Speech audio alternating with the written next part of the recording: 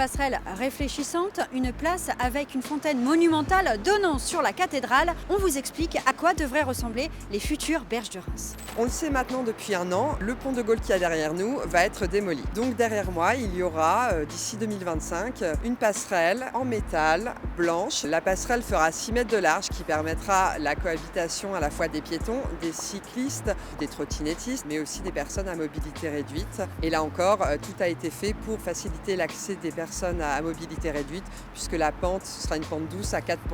Et donc cette passerelle s'intègre dans un vaste projet d'aménagement qu'on appelle les berges de Reims. Qu'est-ce que l'on en sait de plus?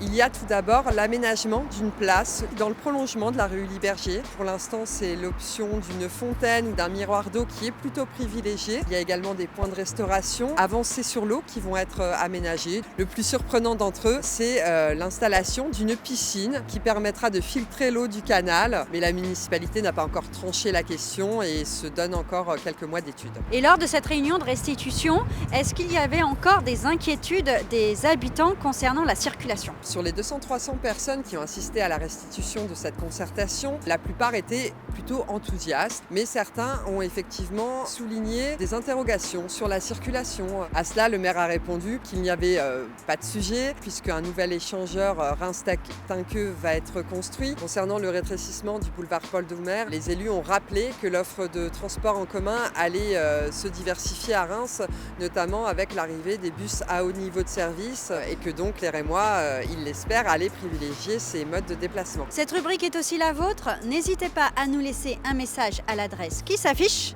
Et pour plus de contenu, abonnez-vous.